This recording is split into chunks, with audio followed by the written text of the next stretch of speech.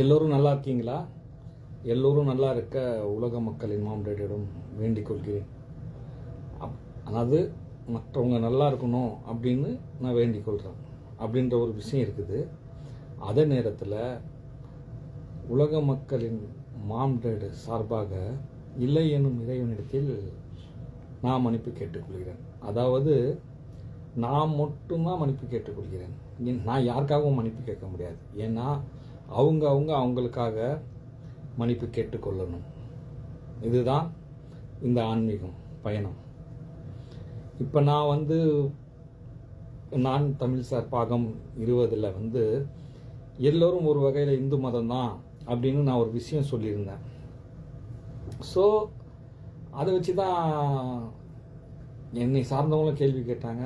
என் தம்பி என்கிட்ட கேள்வி கேட்டார். நான் சொன்ன கமெண்டாகவே கேட்டுடு அப்படின்னு அந்த கமெண்ட்டில் அந்த கேள்வி அவர் கேட்டிருந்தார்.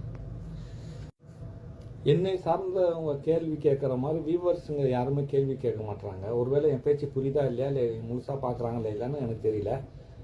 ஸோ நீங்கள் கவனித்து கேட்டிங்கன்னா அதில் ஏதாவது முரண்பாடுனா கண்டிப்பாக கேள்வி கேளுங்க.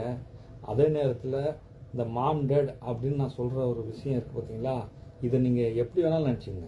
கடவுள் நினச்சிங்க, இயற்கை நினச்சிங்க, பிரபஞ்சம் நினச்சிங்க, எப்படி வேணாலும் நினச்சிங்க. ஆக மொத்தத்தில் நம்ம பின்னோக்கி பார்த்தா மொத்தமாக ஒரு சக்தி அப்படின்ற ஒரு விஷயந்தான்.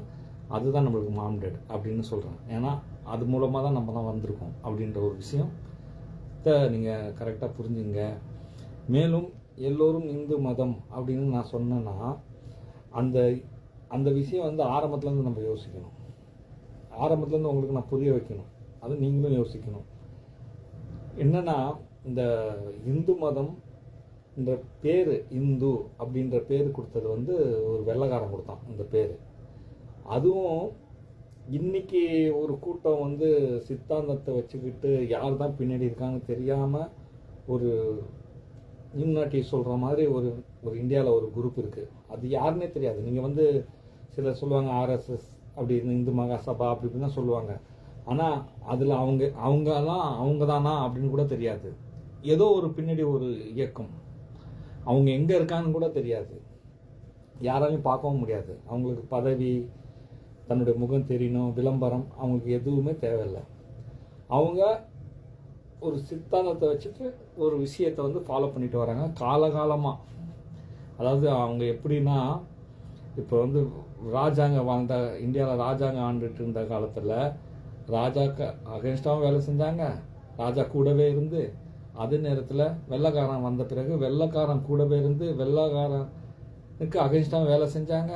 அப்புறம் இப்போ மக்களாட்சி. இந்த மக்களாட்சியில் இருந்த அவங்க என்ன செய்யணுமோ அது தொடர்ந்து செஞ்சுட்டு வராங்க.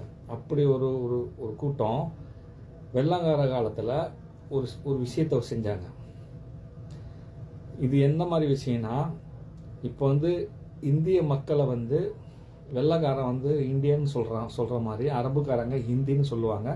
அதே ஆப்கானிஸ்தான், பாகிஸ்தான் இந்த மாதிரி இடத்துலலாம் இந்துஸ்தானி சொல்லுவாங்க. ஏன்னா சிந்து சமவெளி நாகரிகத்தில் வந்த இந்த மக்களை இந்துஸ்தானியர்கள். இன்றைக்கி கூட இந்து ராஷ்டிரம் நாங்கள் ஆக்குவோம், இந்து ராஷ்டிரம். அந்த ராஷ்டிரா ஸ்தான் ரெண்டுமே ஒன்று தான். இந்துஸ்தானியர்கள் அப்படின்னு சொன்ன அந்த வார்த்தைகள் இருக்கும் பொழுது இந்தியாவில் இந்து மதத்துக்கு இந்துன்ற பேர் இல்லை. அப்போ இந்த மொத்தம் அதாவது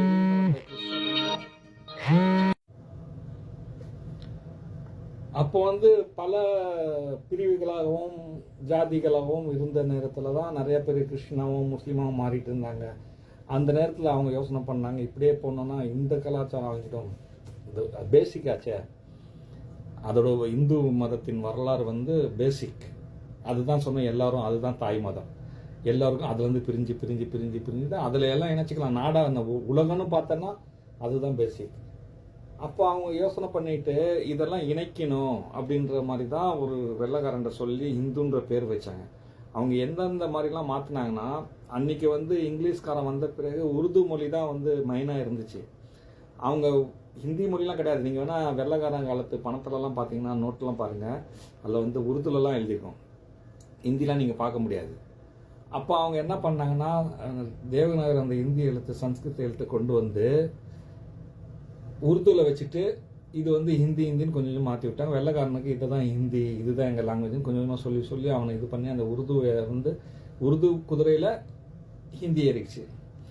அதனால தான் நீங்கள் வந்து இப்போ உள்ள படம் பார்த்தாலும் சினிமா, பழைய படம் சினிமா பார்த்தீங்கன்னா தெரியும், நிறைய வித்தியாசம் தெரியும். இந்த உருது தான் அது இப்போவும் நான் நிறையா வீடியோவில் ப்ரூவ் பண்ணியிருக்கேன். இப்படி ஒரு விஷயம்லாம் அவங்க பண்ணிட்டு என்ன பண்ணாங்கன்னா, அதுக்கு வந்து ஹிந்தின்னு சொல்கிற அரபுக்காரன் சொல்கிற ஹிந்தி வேடை வந்து மொழியில் வச்சுட்டு ஹிந்துஸ்தானியர் அப்படின்ற ஹிந்துன்ற வார்த்தையை வந்து மதத்தில் வச்சு இந்தியன் தான் இந்தியன் அந்த ஒரு இது இருக்குது. இது வச்சுக்கிட்டு அவங்க வந்து ஒரு பேர் வச்சுட்டாங்க. இப்போ எல்லாமே இப்படி தான் மதத்தில் ஒரு பேர் வச்சுருக்காங்க. தவிர மதம் வந்து உருவாகலை. இப்போ நான் இப்படி ஒரு வீடியோ பண்ணிட்டு இருக்கிற மாதிரி அந்த டைமில் ஒவ்வொரு மகான்கள் வந்து மக்களுக்கு கற்றுக் கொடுத்ததெல்லாம் ஒழுக்கம்தான். அந்த ஒழுக்கம் வந்து அடையாளமாக மாறும்போது அந்த குரூப்புக்குள்ள தலைவர் பேரோ அல்லது ஏதோ ஒரு பேர் அந்த இதாக வச்சுட்டாங்க, பிரிவில் பேர் வச்சுட்டு தான் எல்லாமே உருவாயிருக்கு. அப்படி எல்லாமே உருவானதுனால தான் இத்தனை பேர்கள் இருக்குது.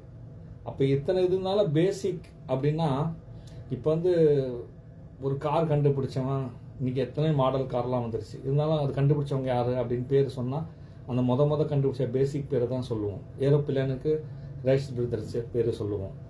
அந்த மாதிரி எல்லாத்துக்கும் நம்ம பேசிக் பேரை சொல்கிற மாதிரி கடவுளை கண்டுபிடிச்சது யார்? இந்தியர்கள். அப்போ அந்த கடவுள் எல்லாமே கடவுள் அப்படின்ற மாதிரி இதில் கடவுள் இருக்காருன்னு அந்த கடவுள் பக்தி எல்லாமே உருவானது இந்திய நாட்டில் தான். அதனால அந்த ஹிந்து என்ற வார்த்தை புரியறதுக்காக சொல்கிறேன். இன்றைக்கும் பார்த்தீங்கன்னா ஸ்ரீலங்காவில் இந்துன்ற வார்த்தை கிடையாது. அது இப்போ இங்கே வந்து வெளிநாட்டில் வந்து இப்போ தெரிஞ்சுக்கிட்டதுனால தான். ஆரம்ப காலத்தில் நான் வெளிநாட்டு வந்த நேரத்தில் ஒரு ஸ்ரீலங்காக்காரன்ட்ட நான் சொன்னேன், நீ இந்துவா முஸ்லீமான்னு கேள்வி கேட்டேன். அவன் சொன்னான், இல்லை தமிழ்னு. தமிழ் தான்ப்பா, ஆனால் வந்து மதம் என்ன? தமிழ். அப்போ முஸ்லீமு தமிழ் அப்படிதான் அவங்க புரிஞ்சுக்கிறாங்க. அப்போ இவங்கெல்லாம் வந்து தமிழ்நாட்டிலேருந்து போன காலத்தில் இந்துன்ற வார்த்தை இல்லாத நேரத்தில் தான் போயிருக்காங்க. அப்போ தமிழ் வந்து தமிழ் தான் சொல்கிறாங்க. அப்போ அந்த இந்துன்ற வார்த்தை அவங்கக்கிட்ட இல்லை. அப்போ அந்த டைமில் இந்துன்ற வார்த்தை கிடையாது. அது வந்து நடுவில் வந்து இதை இணைக்கிறதுக்காக ஒரு வார்த்தையை கொடுத்துருக்காங்க. அப்படி அதே வார்த்தையை எடுத்துக்கிட்டு அதுதான் மூலம். அதை வச்சு தான் எல்லாமே இப்போ வந்து இந்த கடவுள்னு உருவானது வரலாறு பார்த்தீங்கன்னா அந்த கடவுள் பேரால் நிறைய அநீதிகள்லாம் நடந்துச்சு. அந்த அநீதி நடக்கும்போது அதுலேருந்து புத்தர் வெளியே வந்து இவங்க நினைக்கிற மாதிரி இப்படி இல்லை கடவுள், நம்ம சத்தியத்தை தேடணும், சத்தியத்தை தேட சொன்னார். அதுக்கப்புறம் அப்படியே சத்தியத்தை தேடி தேடி தேடி தேடி அங்கேருந்து அப்படியே எத்தனை மதங்கள் வந்திருக்கு. அப்போ எல்லாரும் ஒரு ஒரு விதமான ஒரு கடவுள் கொடுத்துருக்காங்க. இறுதியாக உருவம் இல்லாத இறைவன் அப்படின்ற மாதிரி இறைத்தூதர் இந்த உலகத்துக்கு கொடுத்துருக்கிறாரு. இப்போ நான் என்ன அந்த சத்தியம், நான் புத்தர் சொன்ன அந்த சத்தியத்தை தான் நான் வந்து சொல்லிட்டு இருக்கேன். இப்போ அவர் தேடின சத்தியம் அவர் கடைசி வரைக்கும் கிடைக்கல. சரிங்களா? சிசிர்கிட்ட சொல்லிட்டாரு, தலைவனை தேடாதீங்க, சத்தியத்தை தேடுங்கன்னு. இப்போ நானும் அதை தான் சொல்கிறேன். நான் யாருக்கும் தலைவனாகவும் இருக்க மாட்டேன், எனக்கு யாரும் சிசிர்கள் இருக்க மாட்டாங்க, எனக்கு எந்த ஆசிரமமும் இருக்காது. நீங்கள் தான் கடவுள், ஒவ்வொருவரும் கடவுள். அதை நல்லா புரிஞ்சுங்க. நீங்கள் உயிரோடு இருக்கிற வரைக்கும், நீங்கள் உணர்கிற வரைக்கும் தான் இது எல்லாமே. அப்போ நீங்கள் உங்களுக்குள்ளே உணரும் பொழுது உங்களுக்கு தெரியும், நான் தான் இப்போ உயிரோடு இருக்கேன்னா நான் தான் உணர முடியும் இறைவன். செத்தவன் சொல்லுவானா? நம்ம கண்ணு முன்னாடி நம்ம தான் சொல்லுவோம். நம்ம அதே நேரத்தில் நீங்கள் உணர்ற நீங்கள் இறைவன் இல்லைன்னு சொன்னாலும் இல்லை தான், இருக்குன்னு சொன்னாலும் இருக்காங்க. யாருமே அதை திணிக்க முடியாது. உங்கள் மனசுக்குள்ள ஒரு விஷயம் இருந்துச்சுன்னா அது யாராலையும் மாற்ற முடியாது. நீங்கள் என்ன நினைக்கிறீங்களோ அதான். அப்போ நீங்கள் உணர்றதை வச்சு தான் உங்களுக்கு இருக்கிறான் இல்லைன்ற ஒரு விஷயம் வரும். அப்போ உங்களுக்குள்ள கடந்து நீங்கள் போய் பார்க்கணும். கடந்து போய் பார்த்தானா இந்த எல்லா விஷயம் புரியும். அந்த விஷயத்தை புரிய வைக்கிறதுக்கு தான் நானும் அது வந்து எல்லாரும் ஒரு மத ஒற்றுமையாக இருக்கணும். அந்த மத ஒற்றுமை இதெல்லாம் வந்து மனிதனால் உருவாக்கப்பட்டது, இதை மாதிரி இல்லை என்னும் இறைவன் இருக்கக்கூடிய மாம் டேட் எல்லோரையும் வழி நடத்துகிறாங்க, எல்லோரும் அறிவியலை பயணம் பண்ணுறாங்க. நம்ம மத ரீதியாக விவாதம் பண்ணிட்டு பிரிவு ரீதியாக சண்டை போடுறது இருக்கக்கூடாது. இறைவன் பெயரால் பாவம் செய்யக்கூடாது, இறைவன் பெயரால் சண்டை போடக்கூடாது.